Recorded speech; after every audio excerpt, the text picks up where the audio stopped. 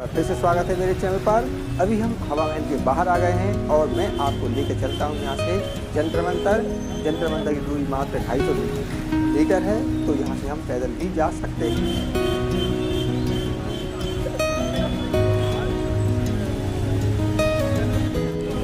रास्ते में खाने के लिए बहुत सी चीजें मिल जाती हैं।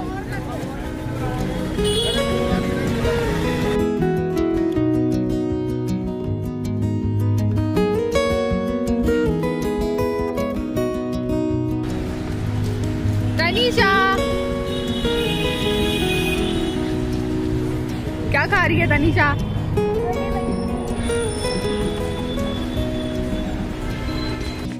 अब हम चलते हैं जंतर मंतर की ओर, वो भी पैदल। यहाँ से मात्र 250 या 300 मीटर की दूरी में जंतर मंतर बना हुआ है, तो आप यहाँ से पैदल भी जा सकते हो। मैं जंतर मंतर पहुँचने पर जंतर मंतर के बारे में भी बात करूँगा। अभी बात करता हूँ मैं जयपुर सिटी की। सवाई जय सिंह आमेर के कछवाहा वंश के सबसे प्रतापी राजा थे। महाराजा जय सिंह ने 1722 में आमेर से सिर्फ 6 किलोमीटर की दूरी पर सबसे सुंदर, सुव्यवस्थित एवं शिल्प शास्त्र के अनुसार एक नगर सवाई जयनगर बसाया, जिसे हम आज जयपुर के नाम से जानते हैं और पिंक सिटी भी कहते हैं। राजा सवाई सिंह एक कुशल राजनीतिक सेनापति के साथ एक खगोल वैज्ञानिक एवं विद्वान भी थे।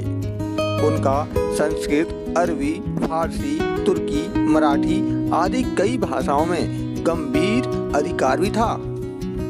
भारतीय ग्रंथों के अलावा गणित, रेखा गणित, ज्योतिष में उन्होंने अनेक विदेशी ग्रंथों का वैज्ञानिक पद्धति से अध्ययन किया था एवं स्वयं परीक्षण के बाद कुछ को अपनाया भी था।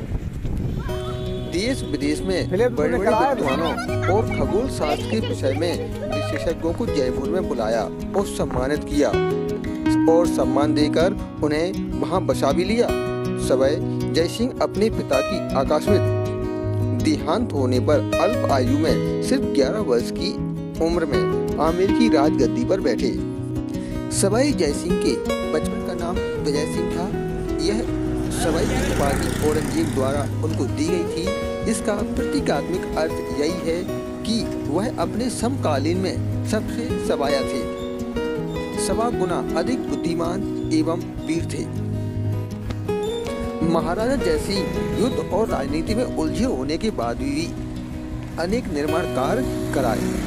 उनके द्वारा जल महल, कटोरताल, आमेर के जो भाग जय सिंह पठान ने बनवाए थे उनका विस्तार किया। दुनिया भर में जंतर मंतर के नाम से प्रसिद्ध वेधशाला जयपुर में स्थित है, उसका निर्माण कार्य भी उनके द्वारा कराया गया।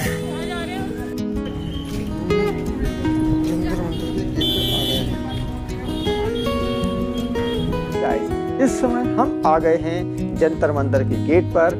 मैं अपने हर वीडियो में आपको यही कहता हूं कि जब भी आप कोई ऐतिहासिक जगह घूमने जाते हैं तो गाइड का प्रयोग जरूर करें, क्योंकि गाइड ही आपको वहां के ऐतिहासिक घटनाओं की जानकारी दे सकता है। अन्यथा की स्थिति में आपको सिर्फ दीवार ही नजर आएंगी। जंतर मंतर के विषय में ऐसा है कि आपको बिना गाइड के कुछ भी समझ में नहीं आएगा, सिर्फ कुछ दीवार ही नजर आएंगी।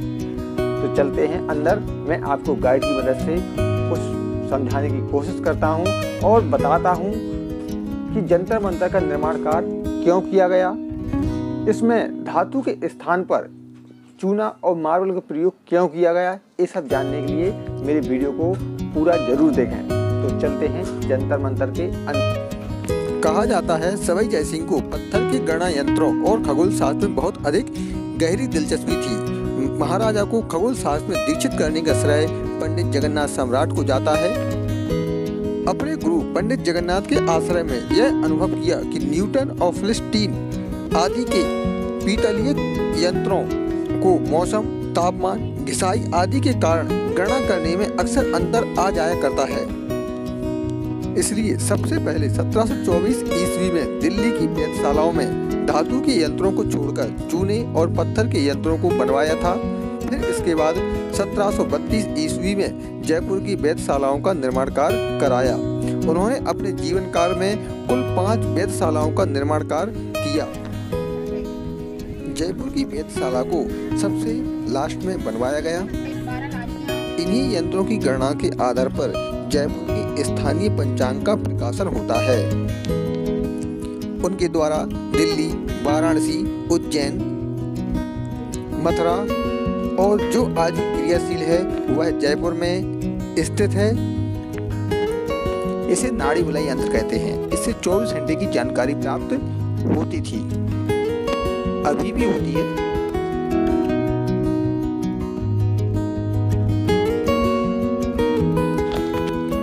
इसका प्रयोग कुंडली और नक्षत्र देखने के काम में आता है। सूर्य किस राशि में चल रहा है, किस रेखा में गमन कर रहा है, इससे जानकारी प्राप्त होती थी, अभी भी होती है। इसकी सहायता से कुंडलियां बनाई जाती थी।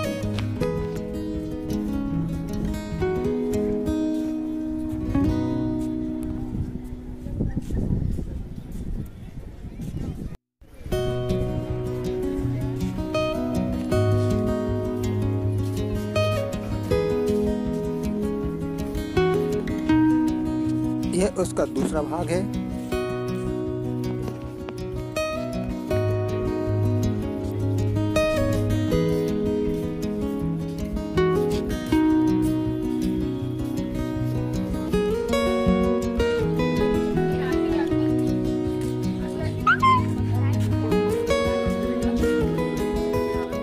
यहाँ राशियों के नाम दिए गए हैं।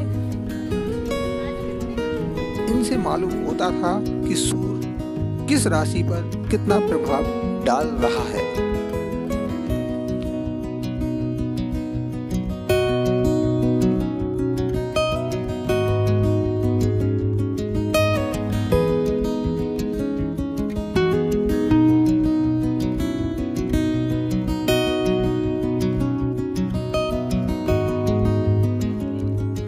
सूर्य की परछाई देखकर समय का ज्ञान प्राप्त किया जाता था।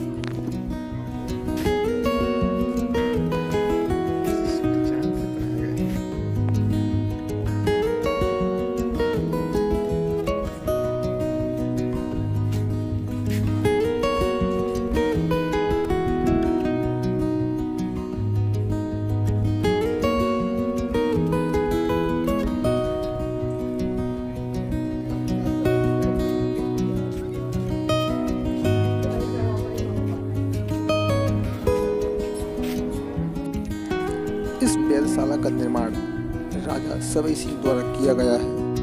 वह खगोल विज्ञान में अत्यधिक विद्वान थे।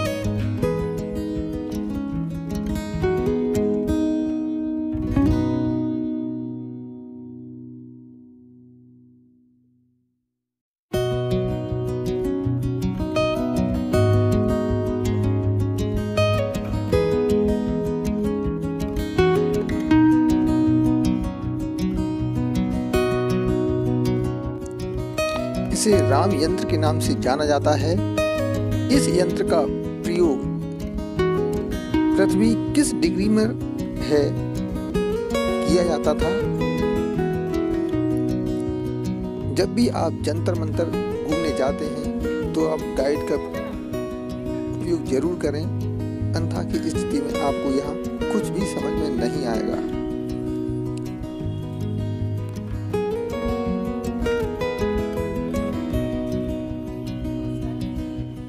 गाइस, इसके बाद हम चलेंगे नाहरगढ़ फोर्ट। यह एक ऐतिहासिक महल है, आपको इसको जरूर घूमना चाहिए। जंतर मंतर के बाद अब हमारा अगला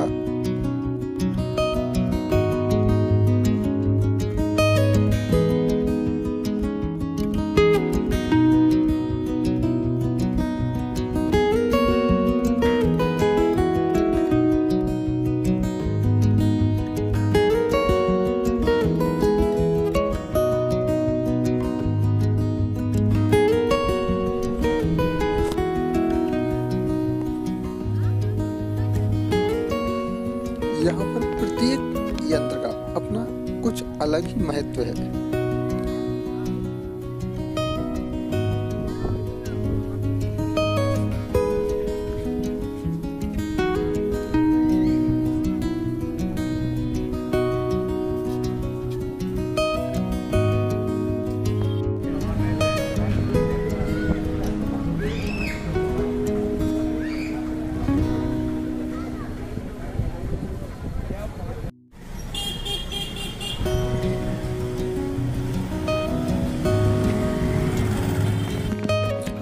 मच्छियों को दाना डालिए और अब चलते हैं हम नाहरगढ़ फोर्ट। तो बने रहिए मेरे साथ और चलते हैं नाहरगढ़ की तरफ। मेरी वीडियो को हे गाइस, मेरी वीडियो को लाइक शेयर सब्सक्राइब जरूर करें।